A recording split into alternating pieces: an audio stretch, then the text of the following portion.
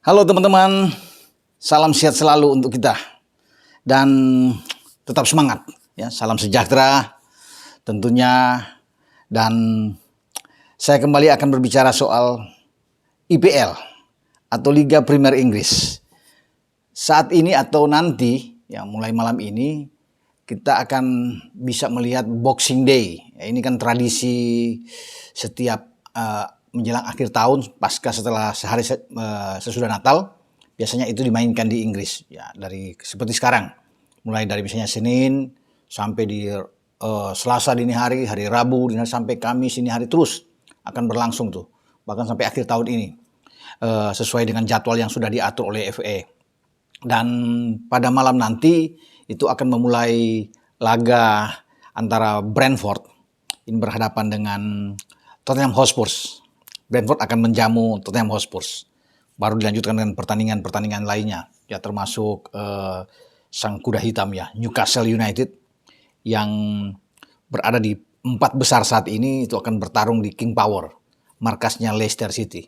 Ya, kemudian juga ada Liverpool pada dini hari nanti menuju ke Villa Park akan bertarung dengan Aston Villa, dan dilanjutkan pada pukul 3.00 dini hari juga pada Selasa dini hari itu. Ini semacam derby London lah ya, antara Arsenal nantinya akan bertarung melawan West Ham United. Ini sama lah, di London akan bertarung juga Brentford dan Spurs. Nah, terus itu akan berlangsung sampai pada Rabu dini hari, di mana Chelsea akan bertarung melawan Bournemouth. Kemudian juga ada MU yang bertarung melawan Nottingham Forest. Nantinya pada Kamis dini hari, City bersama Pep Guardiola akan berkunjung ke Elland Road, markasnya Leeds United. Jadi ini serangkaian pertandingan-pertandingan yang sudah tersusun di Boxing Day. Kita akan berbicara bahwa saat ini kondisi di klasmen ya, setelah itu di pertengahan November pertandingan terakhir, seminggu menjelang dimulainya Piala Dunia 2022 di Qatar, Arsenal atau The Gunners masih memimpin 37 poin, unggul 5 poin di atas peringkat kedua atau juara bertahan Manchester City. Manchester City 32 poin. Nah, yang menarik juga bahwa Newcastle dengan pelatih mereka Eddie Howe terus bisa bermain dengan stabil, konsisten, dan sekarang mereka bukan saja ada di urutan keempat, tapi di posisi ketiga, melangkahi Tottenham Hotspur. Bahkan mereka juga hanya 2 poin di belakang tim asuhan Pep Guardiola. Jadi ini harus hati-hati bagi Pep bersama pasukannya. Ya. Dengan 2 poin ini bisa saja ketika City tersandung, kemudian Newcastle bisa menang melawan Leicester City, karena Newcastle akan main lebih dulu. Newcastle menangkan, Newcastle tuh bisa lewat untuk sementara sambil menunggu City akan bertarung melawan Leeds. Jadi jangan sampai tersandung lah. Ini rame kalau sampai sekarang ada di papan 2 Newcastle untuk bisa melangkahi Manchester City. Semua bisa terbuka memang. Nah, kita akan lihat juga pertarungan pertama pada 19.30 malam ini, di mana pasukan Antonio Conte Tottenham Hotspur harus juga bisa memaksimalkan pertandingan melawan Brentford untuk memenangkan laga. 3 poin mereka harus mereka dapatkan, karena hanya dengan 3 poin untuk bisa membuat mereka ada dalam posisi dalam persaingan ya, untuk menjaga dengan Arsenal, termasuk dengan City, dan juga dengan Newcastle United. Kalau sampai kalah lawan Brentford, ini akan semakin jauh. Kemudian Newcastle bisa menang melawan Leicester, akan semakin berat ya bagi Spurs untuk bisa mengejar. Karena Spurs dengan mungkin 29 poin saat ini bisa tertinggal jauh ya. Bahkan dari bawah tuh bisa naik antara Manchester United yang mungkin bisa menang melawan Nottingham Forest, akan mengejar Spurs, termasuk dengan Liverpool yang sekarang mengemas 22 poin juga bisa naik terus ya kalau Liverpool bisa menang melawan Aston Villa. Dan kembali ke partai Brentford dan Spurs, Brentford juga punya kesempatan besar. Ini tim satu-satunya yang mengalahkan City pada musim ini. Itu menjelang berakhirnya break ya, sebelum ke Piala Dunia itu pada tanggal 12 bulan yang lalu, November, mereka menang 2-1. Ini luar biasa bagi Brentford, bermain di City, dan 2 gol dari Ivan Toney ini menenggelamkan City dengan Erling Haaland yang satu juga ikut dimainkan. Mereka hanya punya 1 gol balasan lewat Phil Foden, dan mereka gagal bisa memenangkan, padahal Brentford yang mereka hadapi. Apalagi kalau bermain di kandang mereka ini, wah, nggak main-main bagi City. Tapi ya itulah sepak bola. Semua bisa terjadi dan Brentford mengejutkan mereka untuk membuat jarak mereka dengan City dengan Arsenal itu semakin jauh. Ya, dari 2 poin itu masuk ke 5 poin saat ini. Ya, di saat Arsenal menang, kemudian Arsenal sekarang dengan 37 poin. Jangan sampai juga City tersandung kalau City katakan imbang dengan Leeds ya. Kalau tidak menang, Arsenal bisa menang juga. Ya, ini akan semakin sulit ya. Kalau Arsenal bisa memukul West Ham United, Arsenal akan semakin jauh dengan 39 poin dan kesempatan untuk bisa menjadi juara bagi tim asuhan Mikel Arteta ini sangat besar ya, pada musim ini. Walaupun mungkin Gabriel Jesus kemarin di Piala Dunia agak cedera, tapi mereka punya skuad yang sudah stabil saya melihat ya.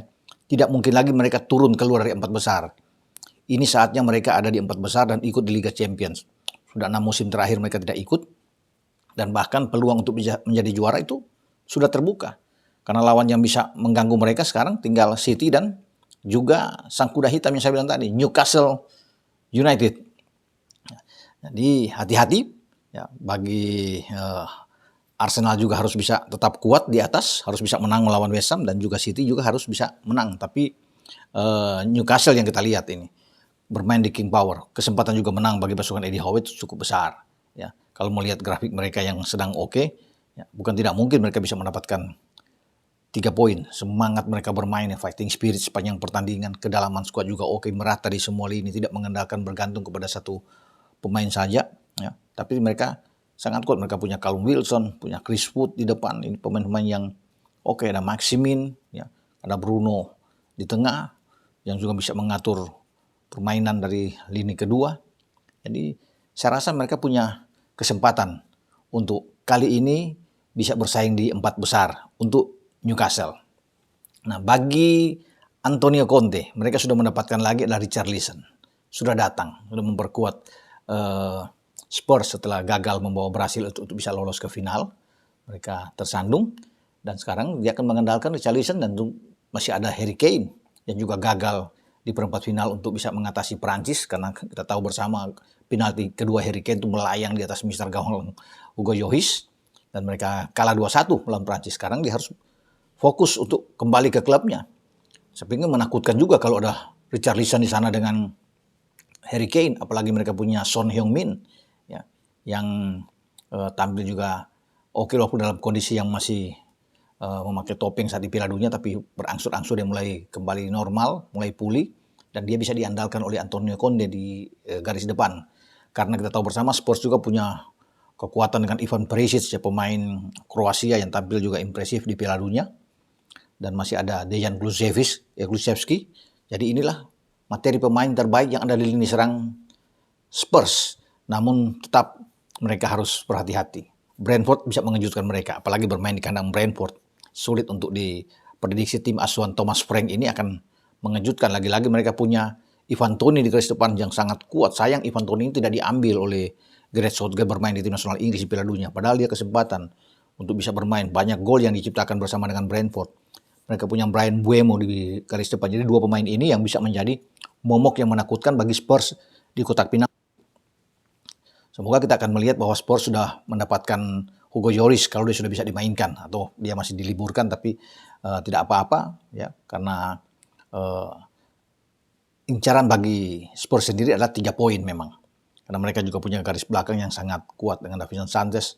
Romero mungkin belum bisa bermain karena mungkin masih bisa diberikan istirahat setelah membawa Argentina menjadi juara. Ini pemain belakang yang sangat kuat berpasangan dengan Otamendi sepanjang Piala Dunia. Luar biasa bagi Christian Romero, tapi Spurs juga masih punya Eric Dyer di belakang, ya. Masih punya Davinson Sanchez yang bisa diandalkan di sana. Ada pemain pinjaman juga dengan Lenglet ya, yang untuk bisa ditaruh oleh Antonio Conte. Tapi presentasi saya menurut saya itu 50-50 antara kedua tim Brentford dan Spurs. Saya coba dengan Liverpool saat ini. Ya, bagaimana Jurgen Klopp ya sudah melupakan bagaimana kegagalan mereka untuk mempertahankan posisi gelar juara mereka di Piala Carabao, Piala Liga saat mereka kalah melawan City dengan 3-2 di Etihad. Pertandingan yang sangat seru. Tapi Klopp coba untuk berbesar hati saat ini, tetap memotivasi timnya untuk sekarang waktunya untuk tampil lebih baik. Karena posisi mereka sedang tidak baik, ya, keluar di 4 besar. Ini pekerjaan yang cukup berat bagi klub untuk kembali mengangkat Liverpool ini untuk masuk dalam posisi 4 besar. Itu menjadi target utama setelah meninggalkan 2022 dan masuk ke 2023. Untuk itu dia harus melewatkan dulu Boxing Day ini dengan baik, dengan positif. Nah, mereka juga harus menang di saat tandang melawan Aston Villa. Tidak mudah juga melawan Aston Villa. Tapi saya merasa mereka tidak akan mungkin memainkan juga pemain kiper internasional Argentina yang sukses di Piala Dunia di Qatar, Emiliano Martinez. Mungkin dia masih istirahat dan penjaga gawang lainnya akan tampil. Kalau memang Martinez ada, ini sangat kuat bagi Aston Villa. Nah, saya rasa ini menjadi ambisi khusus bagi Klopp bersama dengan Liverpool untuk mendulang 3 poin ketika mereka berkunjung ke Villa Park. Semua pemain bisa dimainkan ya. Fabinho sudah ada, bahkan sudah main sebelumnya di Piala Liga. Tinggal memotivasi lagi Darwin Núñez, ya, yang selama Piala Dunia kurang begitu bagus dan juga di Liverpool tidak sesuai dengan harapan, tapi perlahan tapi pasti Klopp akan terus bisa memacu motivasi ya bagi Darwin Núñez. Ini pemain Uruguay. Muhammad Salah juga sudah tampil, jadi di lini depan oke. Tinggal mungkin saja Virgil van Dijk yang mungkin apakah dia masih akan bermain karena dia sudah tersisi lebih dulu atau dia masih diistirahatkan. Tapi kemarin saya lihat di Piala Liga ada Joe Gomez di sana, ada juga Joe Matip. Mungkin Virgil van Dijk akan ikut bermain ya karena sudah cukup lagi bagi dia. Yang akan istirahat paling tinggal Ibo ya, Ibrahima Konate karena dia tampil di final dengan Prancis menghadapi Argentina. Tanpa Ibo juga saya pikir udah merupakan hal yang bagus kalau Virgil van Dijk balik. Ada Joe Gomez dan tinggal pilih dengan Joe Matip. Trent bisa bermain di kanan. Kita bisa melihat di sana. Kemudian dengan Robertson di kiri. Itu menjadi satu kekuatan di sisi fullback Liverpool. Ya, kalau bermain dengan 4-3-3 seperti biasa.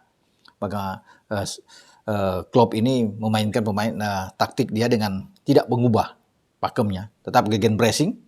Fabinho ada di tengah, tinggal apakah Harvey Elliott yang akan tampilkan atau Thiago yang ada di sana. Mereka masih punya Jordan Henderson, Hendo, yang bisa dimaksimalkan bermain di 3 gelandang. Ya.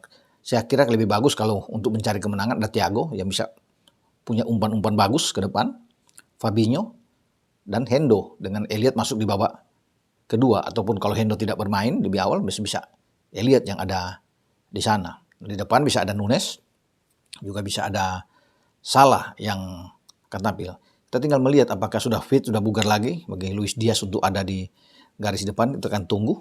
Kalau tidak tetap bisa bermain dengan 2 striker lebih bagus dengan Bobby Firmino yang ada di sana. Jadi lebih enak tentunya bagi Klopp karena mereka butuh 3 poin. Kalau sampai kalah dari Aston Villa ini yang bisa mengganggu upaya bagi Liverpool untuk terus naik mendekati papan atas atau di 4 besar. Nah, mereka akan bermain pada dini hari, lebih dulu dibandingkan 2 jam sebelum sudahnya akan ada Arsenal yang akan bermain. Ini ramai juga Arsenal bersama dengan West Ham, karena bukan tidak mungkin juga bahwa West Ham akan mengejutkan untuk paling tidak menahan imbang Arsenal. Nah, apalagi Arsenal kalau tidak tanpa Gabriel Jesus, tentunya akan bekerja dengan keras ya, bermain di kandang mereka dan tidak boleh menganggap remeh juga bagi West Ham, karena West Ham ini kan sulit diprediksi juga. Dan mereka suka untuk bisa mengejutkan siapapun, termasuk bagi Arsenal. Tapi untungnya Arsenal kalau bermain di kandang, mereka harus bisa memanfaatkan ini. Karena bagi mereka 3 poin adalah sebuah harga mati. Agar mereka tetap tidak bisa dikejar. Seandainya City bisa menang, mereka akan tetap unggul dengan 5 poin di atas City. Jika mereka harus mengatasi West Ham United. Saya kira di depan juga banyak. Bukayo Saka yang ada di sana. Mereka masih bisa memainkan Martinelli, ada Odegaard yang juga bisa ditampilkan, Granit Xhaka, ini pemain-pemainnya bagus, Thomas Partey ya di tengah. Ini anak-anak muda yang oke saya pikir kalau bermain dengan Xhaka, Odegaard, dengan Martinelli. Pasti bagi Arteta dia akan memainkan starting 11 terbaik dalam upaya untuk bisa mempertahankan posisi di atas. Nah, kita akan tunggu apakah ada kejutan di Boxing Day ini. Itu yang kita akan nantikan ketika pertandingan untuk kick off dimulai pada 19.30 antara Brentford dan Spurs, dilanjutkan dengan pertandingan-pertandingan yang saya sudah sebutkan sebelumnya. Kita nantikan saja. Sampai di sini dengan saya, Bung Ropan. Ciao.